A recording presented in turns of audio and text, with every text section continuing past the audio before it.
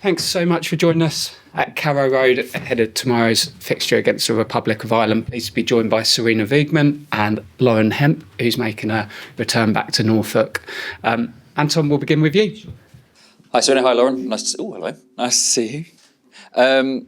Look, first off, Sarina, obviously, I know you've got one more training session to go, but obviously with these games in July, how is the squad and is everybody available for the game on Friday? Everyone's in a good place. As you know, some players were still building, but they're doing well. So today everyone will be on pitch and train. So that's really nice. So no concerns over Mary Earps, no concerns over Niamh Charles? No concerns. But coming from where especially Niamh comes, we know she can't play 2 times 90 minutes. With Mary and Hannah, have you got probably the most difficult decision when it comes to goalkeepers that you've had since you've been in charge? Yeah, I think so. I think they both have done really, really incredible. I think it's a very luxury position that we have this level of goalkeepers in our team. So yes, that's not an easy decision to make. I'm going to ask you about last night. Yes, of course. You said to me before the game, you're going to win regardless. When Ollie Watkins' goal went in, did you feel happy or sad? You want a political answer or an honest answer? No, to be really honest, of course, I wish the very, very best for Garrett and his team, and know so many people, of course, because we're colleagues. But it did hurt a little bit. My orange heart hurt. Yes. How does it feel? Look, you know what it's like to obviously take a team to major tournament finals, but you also know what it's like when everyone is watching your every move as a coach. How difficult is that? Well, some moments is difficult because when you sometimes you're really not aware of it because you're so busy with your job that there are moments yet that you're not aware, and there are moments that you're really aware of it. What you just try to do is focus on what you have to do with your team. You've been working with the team for such a long time and with your plan and trying to execute your plan and also adapt to what happens in the team and in tournaments or in games. So that's what you occupy with all the time and what your focus is on. And that's what you're trying to keep doing also all the time. Lauren, I know you all gathered to watch the game last night. Was it weird watching it with the boss potentially cheering someone else on next to you? Yeah, I mean, obviously it was a great result for England and all of us girls were so excited and so buzzing with the result. So yeah, I mean, it's weird watching it with a neutral supporter, I guess, but no, it was a really good game. I mean, I presume the atmosphere was pretty good last night. Everyone got behind the team and everyone's kind of buzzing for the game on Sunday. Yeah, definitely. Everyone was watching it together and we were all really excited. Obviously, England left it to the last few minutes like they normally do, which made it even more exciting. So, yeah, all good and it's exciting. Obviously, they got their game at the weekend and we've got 2 very important games coming up. So it'll be nice to sort of share that success together with us getting a couple of wins as well. Welcome home, by the way. I should have started with that, shouldn't I? How's it going to feel to come out packed out Carrow Road? Because obviously I know this place means a lot to you. Yeah, of course. I'm so excited to be back home. Everyone's so friendly and welcoming. As soon as I walked through the doors at the hotel, they were like, welcome back, welcome home. So yeah, it's obviously nice seeing the pitch again and get to train on it today. So I'm really excited for the game tomorrow. And obviously it's sold out as well, so even better. What would it mean? A win, maybe even a Lauren Hemp goal here at the ground that you have been coming to for years? Yeah, I mean, it would be a dream come true. Obviously, to win would be amazing, and that's our aim for tomorrow. And I mean, growing up round here, I used to play around the back of this stadium, so yeah, it'd be very special. And it's so nice to be back and sort of recognise everywhere I've gone. And I think looking back, there's obviously a lot of people I've got to thank along the way to get me to where I am today, and it all starts from being here. Thank you. Thanks, Anton. Go to Emma. Yeah, hi both. Just to stay with you, Lauren, just watching the football last night and obviously watching the men's tournament the last couple of weeks, has it given you that sort of reminder, that taste of the fact you want to be in Switzerland next year to defend your European crown? Yeah, of course. I mean, when we won the Euros, I think that was probably the best day of my life still to date. And we want to do the same again next year. And that starts from qualifying now and winning both our games and putting us in a great position. And these are all camps to prepare us for that. So, yeah, I mean, it's so nice to see the men doing that at the moment, and it does make us sort of relive them special moments. But yeah, we're all excited for the weekend and for them to play as well. But at the moment, our full focus is on tomorrow and getting that job done. Yeah, and obviously some of the Irish players, you've played against them in the WSL. Mm-hmm. What are you expecting from them? What can you remember from the 2-0 win earlier in the qualifying? Yeah, obviously we've played them before. We know what they've got to bring, and they're a very physical squad. They come with a lot of challenges, and it weren't an easy game last time. But yeah, I mean, we've previewed them as much as we can, and we've worked on things that we could maybe have taken from the France game coming into this one. So yes, it's going to be a big game, and we know it's not going to be easy. We've got a lot of respect for them. So yeah, we're really looking forward to it, and we know what they're going to bring. Yeah, and just one for Sarina. Obviously, we know how important these games are. How will you approach this one against Republic of Ireland? Will it feel like a final to you? Well, it's another very important game in our journey to wanting to qualify this period for the Euros. So we want to improve our game too. Of course, Ireland, although they haven't got any point yet, they've been really challenging all the teams in this competition. So we expect them to be really tough again tomorrow. Yeah, and of course we approach every game to win, so that's not going to be any difference, and we want to play well too, and control the game a little more than we did the last time we played against them. So that's the thing we want to take with us tomorrow too. All the best. Thank you. Thanks. Thanks, Emma. We'll go to Kit. Hi, Sarina. Hi, Lauren. Nice to see you. Sarina, there's been, this is just going back to the men's football. I know your Dutch heart was a bit upset last night, but it's now 4 summers in a row where England have had a team in a major tournament final, either the men's or the women's. Just what does that say from kind of like a bigger picture perspective of where English football is, that they're having that much success? Yeah, I think we all know football worldwide is the biggest sport, and football in countries is very cultural. But I think in England it's from a different level since I came in and worked here. It's so in the society and so deep, and people support so much, and it's incredible, of course. And I would never ever take it for granted. I think the whole country should be very, very proud of what at this moment the England men do, and it's not easy. That's what we've seen too. So it's good to be English. I think at the moment in football. And I'm thinking about your preparation for this game. I know we spoke to you a bit last week about your kind of the 3 mini camps you've had in the build up to these 2 internationals. Now that they're kind of all done, you might have had a bit of time to reflect. Like, did you get what you wanted out of those 3 camps, and maybe especially the one last week in the Netherlands? Yeah, we got that for sure. Of course, what we said we wanted to build. We need to build some volume, get everyone back up speed. To say that, because after some time off, then you have to get back in it. So that's what we did. Of course, we wanted to do some work on developing our game and also get prepared for these 2 games, and do some little tweaks in our game plan.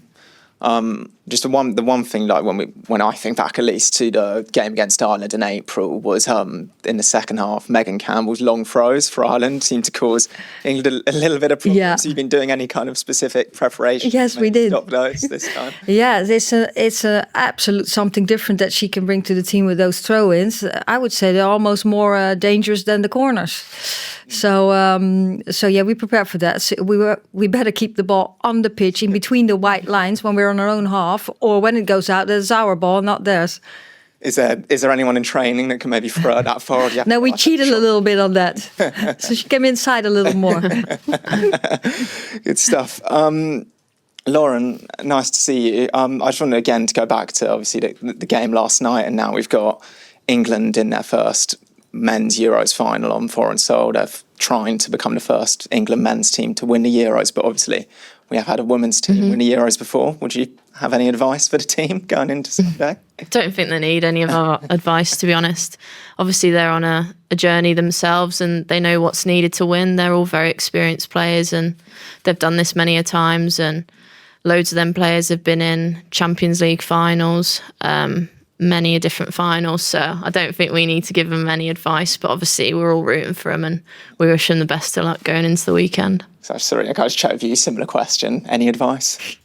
No, they know exactly what they have to do. I think, of course, this is the second final. So the Euros in England, they made the final. Now they made the final. That's incredible already. I think they know exactly what they want to do and how they want to do it. So I just wish them all the best. And in England, you would say, let's bring it home, don't they? And just finally from me, either you can answer this, like what are the plans for Sunday or watching kind of in a team room, I imagine? Well, actually, I don't think you know that. Well, we were in Gothenburg already on Sunday. So that time we gave the players some time off, but I think we'll be together and watch the game. Thank you. Okay. Hi, Sarina, and hi, Lauren. Just going on from there, we've seen the pictures of the squad watching the match together last night, Lauren. So have you come to any conclusions who's the best and maybe the worst player to watch the game with on Sunday?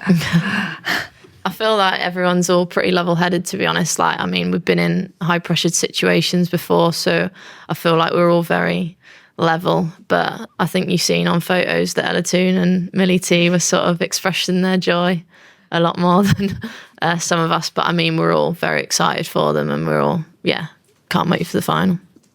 In press conferences like this, the phrase "trust the process" is used quite a bit, which might seem bland to a lot of people. But when you see the men's and women's team both having repeated success now, does it make you feel more assured when it comes to difficult moments which you might have to face over the next two games?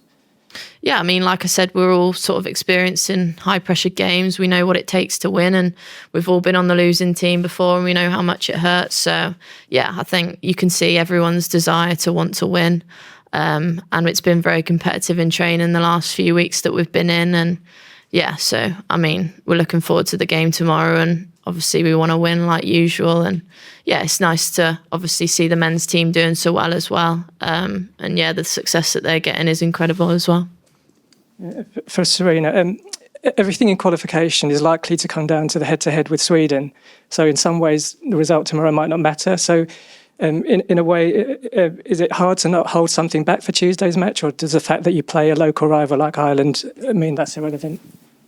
Yeah, well, it's what you say. It comes down to the Tuesday game, but tomorrow's an important game too for the team because we want to win. We want to be in the best possible place before we go into Tuesday.